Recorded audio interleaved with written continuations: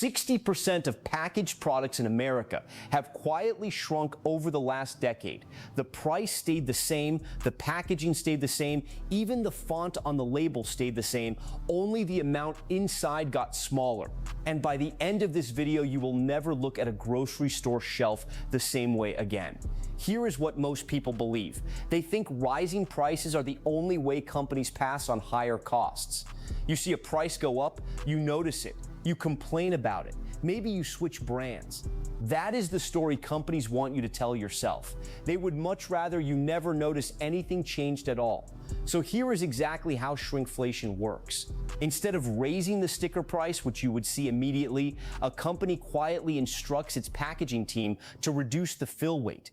A bag of chips that was 16 ounces becomes 13 ounces.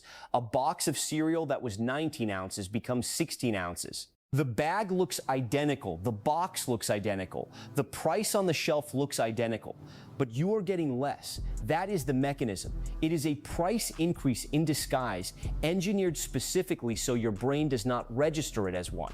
This is not a new trick.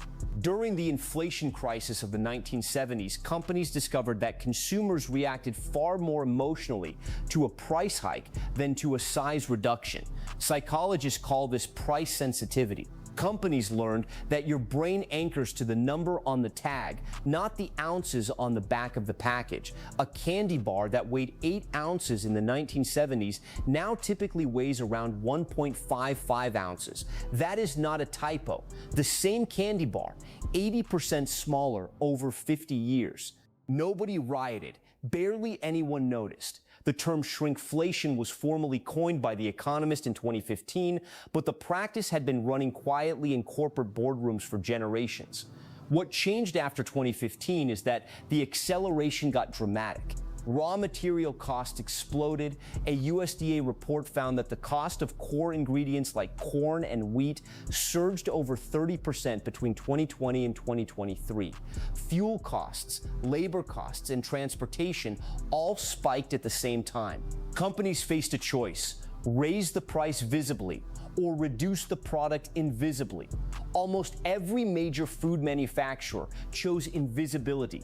Let us name names because vague accusations are not useful. Procter & Gamble, Coca-Cola, and Nestle are among the largest documented practitioners of this strategy. Frito-Lay, which is owned by PepsiCo, reduced its standard chip bag from 16 ounces to 13 ounces between 2020 and 2023, while the price either held steady or increased.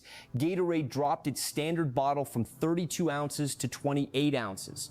Folgers reduced its coffee container from 51 ounces to 43.5 ounces, a 15% cut, while the price on the shelf barely moved. These were not accidents. These were deliberate decisions made in quarterly planning meetings, approved by executives and executed by packaging engineers whose entire job is to shrink the product without shrinking the perceived value.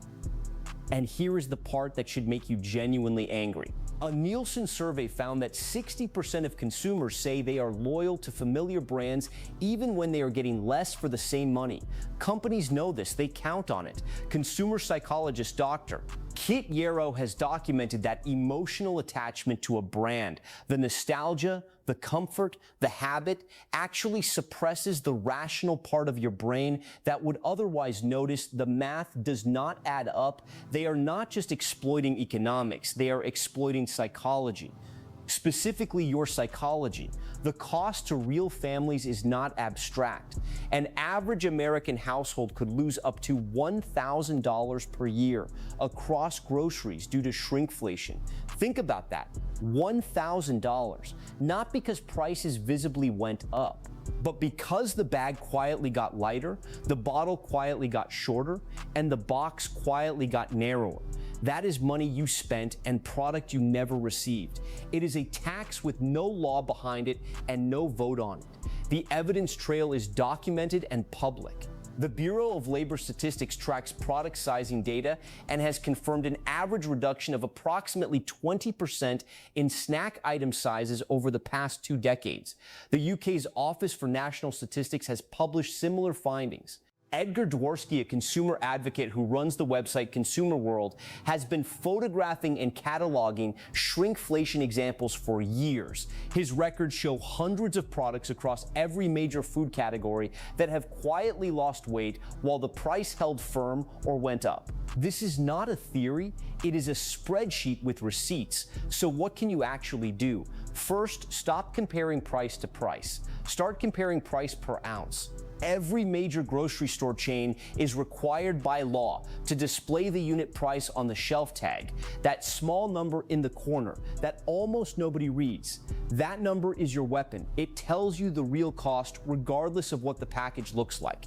Second, when a product you buy regularly suddenly feels lighter, check the weight on the back. Write it down. Compare it to next month. You will catch it happening in real time.